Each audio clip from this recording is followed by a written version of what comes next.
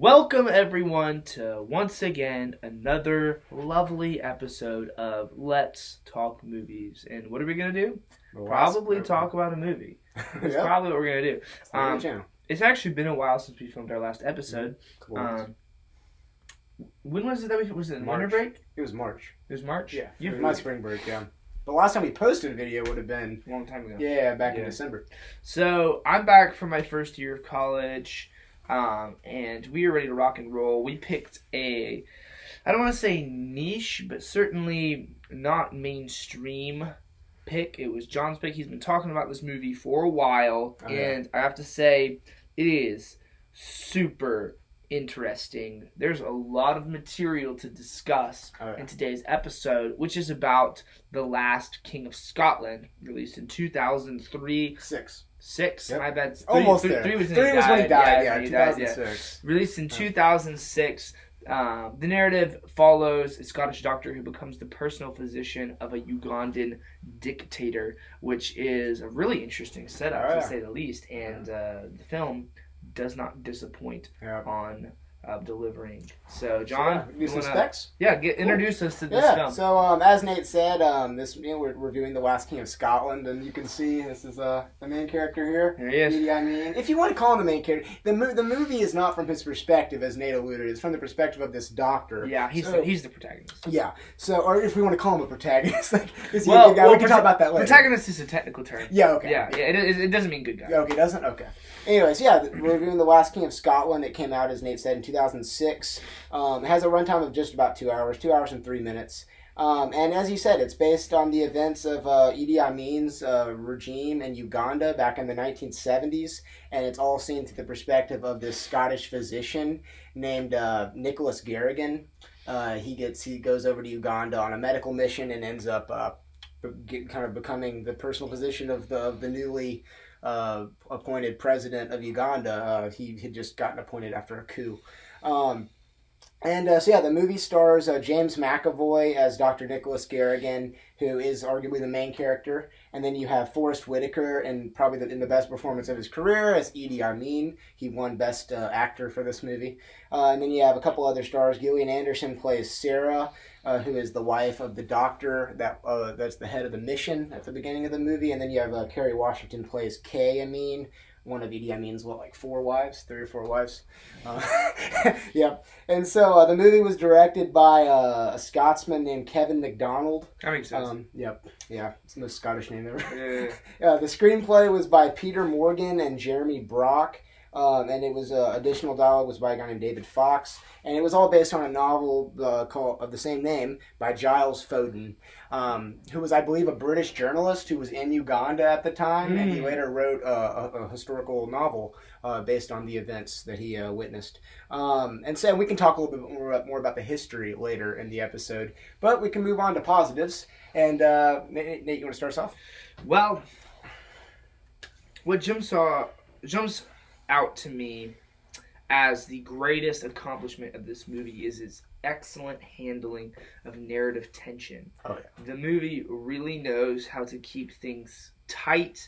There's not a lot of wasted space or dialogue, and you're concerned almost the whole movie. And as it ramps up towards the conclusion, the tension gets ratcheted higher and higher and higher, and they know, whoever did the screenplay for this movie, you might have just mentioned him, Peter Morgan and Jeremy Brock.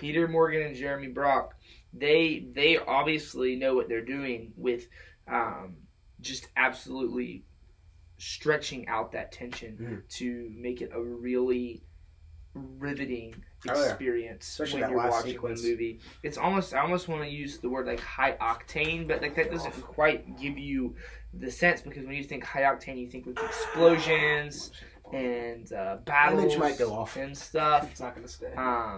But I mean high octane in the sense of just like really stretching you out there, making you stress out, and the investment, you really invested. And so I heard a tip about writing tension one time. I was like, somebody asked how do you asked an author, how do you do good narrative tension? And the author said, I'll tell you the secret, but not yet. So, well, I guess you have to also credit the author of the book Giles Foden, because they were they were basing it off of a book. But then again, when you're writing tension in a book, it's very different from a movie. So I have to say, this could have been a really bad movie. Okay. There was like the material, like there's certain concepts for a film that sort of are gonna make it kind of good. Mm-hmm. Like no matter how you read it, a good example is like The Martian by Andy Weir. Oh, Andy Weir was not a good writer when he wrote The Martian. The concept was just so rock solid that it was easy to go off of. Mm-hmm. This movie concept could have been boring. It could have been long. It could have been like unnecessarily violent. But instead, they really walked the tightrope with some really smart, just sharp writing. Yeah, I remember you mentioned like the scene structure, how there's not like a wasted scene. I remember that was a positive of yours on The Last Samurai. How like there's never like a wasted moment. Like there's not like a scene where it's like that didn't need to be there. Like every scene was supposed to be there. Exactly. And every scene had implications. Mm-hmm. But anyway, so my first positive is going to be I really like. I mean, I guess I got to talk about the Forrest Whitaker. Yeah. He is the movie. I mean, he just dominates the movie. And he just, I mean, as an American actor, I mean, you couldn't have done better playing a East African military dictator than he did, and obviously he won the Oscar for Best Actor. And I mean, he looks like him too. He looks exactly like the real guy. They show real footage at the end, and he looks just like him. His accent, I've actually looked up some interviews with the real guy. He sounds just like him. And I also love that, some people might be like, oh, why are they speaking English? Well, English is one of the official languages of Uganda, so it's actually perfectly accurate. They also speak, I believe it's Swahili is the other language. But, and you hear both of them in the movie. But I really love Forrest Whitaker's performance. He's able to, I think Amin might have had, bipolar disorder, so he has these mood shifts in single scenes, and it's just, he executes those so well. He goes from being, totally pissed to, laughing, and he's after watching the movie. Though his laugh, it's kind of creepy though, considering how crazy he is. But and he's so he can be terrifying one moment and then be this funny jokester the next moment. I think that one of the best examples is in the first scene where he meets Nicholas, and he's very pissed because the guy hurt his hand. And Nicholas is like, let me look at your hand, and then he shoots the cow, and he's all mad at Nicholas because he stole his gun to shoot the cow, and then he's like, you are British. He's like, I'm Scottish. He's like, his whole mood changes. Scottish. Yeah. And it instantly he's a different character. That's a great just perception there, John. I think that's like you mentioned a glimpse, a key into what he's like, what you can expect later in the movie. And I think it's so cool. I mean, it reminds me of the performance by Gary Oldman in was the Darkest Hour, where he was just really able to embody this historical figure. Because but other than Forrest Whitaker, the other actors are also really good. Like James McAvoy, Mr. Tumnus. There is one scene in the movie where he sounds just like Mr. Tumnus. I can't remember which one. Is he actually Scottish? Yeah, he's Scottish. Because his accent's so good. Yeah, I know, it's just legit. He's Scottish. And, he's awesome. He's a very interesting character because he's not really a good guy. Like Nate said, he's the protagonist, but he's not really good. He's implicated in all the bad stuff that Amin does as well. If we didn't already mention, Amin killed 300,000 Ugandans, and you see it all from Nicholas's perspective. So you don't actually directly see it, but it's all just implied, and you see it through his eyes because he obviously is in the capital city. He's not there executing people, but he knows what's going on, and more and more so throughout. Yeah, more and more throughout the movie, and but he does a great job. And then also the wife of Kerry Washington, who plays the wife of Edie. I mean, she is great too because she's kind of this conflicted character where she her son is kind of neglected. She and her son are kind of neglected by Idi Amin because he has epilepsy, and she enters a relationship with Nicholas, and that forms a lot of tension. And then, but she just does a really good job of portraying the emotions of that character. And also the underrated performance is the wife of the doctor at the beginning. She was really good. She's also she's awesome because she doesn't fall for the I would like to talk more about that later. Too. She doesn't fall for Nicholas's attempts to seduce you.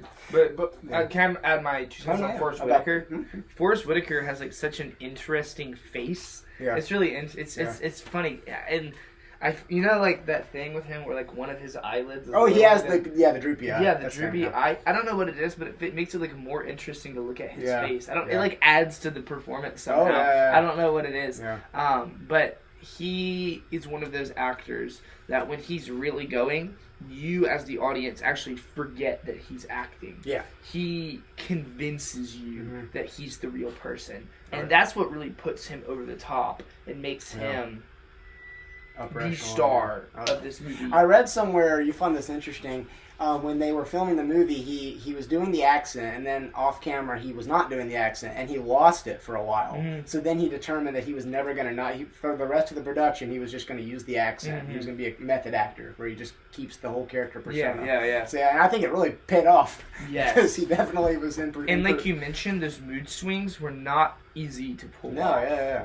To make that convincing, right? Yeah. Because that could have easily looked really silly. Oh, yeah. But it didn't because it was in really skilled hands with Forrest Whitaker. Yeah. Also, Mr. Tumnus. I just want to mention on the. What do you think about him? On the acting side, also very good. Yeah. Also very good. Like the little things with him was what set him apart. Yeah. Like, do you notice when he was holding his head in his hands when he had been beat up at the end, he was talking to him, and out of the side of his eye that was all beat up and one tear comes out. That is something that you can't replicate unless you were just a really skilled actor. For that tear to come out at that precise moment out of that eye was just so poignant, and it was little details like that that really made him a convincing. Yeah, the acting actor. across the board was just phenomenal. Also, underrated performance. The guy who plays the health minister, he was really good. Yep. He's like this. He's one of the only like kind of good people I feel like in the movie that isn't just all about themselves. And he's like actually trying to help his people, but he gets obviously executed by Idi Amin after he tries to negotiate a pharmaceutical deal with like a South African guy. And so he was really good. So just all the minor characters. The doctor that saves Nicholas Garrigan at the end. Yes. I mean, he's obviously kind of the hero of the movie in a sense. He was really good. He's been in some other stuff. He kind of went on to have a pretty good career. Not that the others didn't. I mean, Forrest Whitaker's obviously a legend.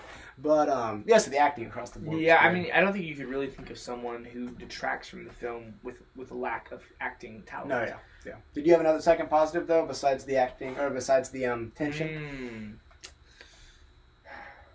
Well, they did a really good job with the environment, don't you think? Oh yeah. The sets were really convincing. Did they film on scene in Uganda? I think they did. Yeah, they did. Because it was, and then they complemented it well with the music. Oh, the music. The soundtrack was nothing groundbreaking, but it was really enhancing. There were moments of greatness in the soundtrack. Specifically, the scene where Idi Amin, after Nicholas goes in and has him basically fart to cure him. Great scene. There's that, and then Idi Amin he sits down with Nicholas and tells him about his past. There's like that guitar theme kind of in the background. That was really awesome. It comes back a couple times later in the movie. And the music at the end of the movie when Super the plane intense. is after the plane takes off. Well, yeah, before as well. It's really intense. But then it's this kind of peaceful kind of music after it takes off because it's like everything is going to be okay. Dude, I'm not going to lie. In that scene where he made him fart, he went and picked up that baseball bat. I was like, what is he about I remember to you do? saying that. Yeah, it's like I think I know what's going on here. I thought he was about to freaking hit him in the stomach with the baseball. The bat. music at the beginning too, when he's on the bus, that kind of African vibe, that was really cool. That kind of gets stuck in your head for a minute after hearing it. Yeah, I mean, where on earth did they filmed in just like the most amazing set pieces? Yeah, I know. Yeah, they had like that big president's house. Yeah, and they had the whole city, the villages, the hospitals. Oh yeah. It was really good. Yeah, the production design guy I was totally immersed in the world of Uganda. I felt like I had traveled there almost by the time I had finished the film. Yeah, and that's obviously what it was trying to do. It's a movie about Uganda. I mean, you might as well. As far as the soundtrack, like I said, it's nothing groundbreaking, but at the same time, it was really enhancing of the experience. The music was really well keyed to pull the audience along emotionally in the direction that they were trying to go. So I'd say very effective in that regard. And my second positive, in addition to the acting, which I obviously agree with the production design, that was amazing. I really liked the story. I think the story was really well written. I mean, it sets it up as like this guy who just is going to Uganda. He kind of wants to help, but he also wants adventure. And it's kind of just that story of the guy who gets wrapped up in something that he had no idea. He has no idea. He gets wrapped up. He gets tangled up with a really, really bad guy. He basically finds himself in a really bad situation that he didn't anticipate. It all looked like it was just the greatest job ever. Getting to be the personal physician of the president of Uganda, and he kind of gets all like. He really enjoys it, but then he realizes that, nope, this guy is not good. And it's a really good story, the guy who figures out slowly but surely that he made some bad decisions and that he is in trouble. And it's basically, he's there and he can't get out. Idi Amin, he says, I got to go home. And he's like, you cannot. Idi Amin just, he's a very evil guy and he did not want him to leave. And I think it was that's just an interesting story, It is, but they also set it up really smart, especially with the British correspondents that were there. They started out with them being antagonistic, and then by the end of the film you'd realize that they were actually right. They were actually right. There's this one British guy, I think his name's Stone, and he's basically kind of hinting the whole time like this guy's trouble, like he's not gonna pan out like you think he is. And also the wife at the beginning, the wife of the head doctor tells him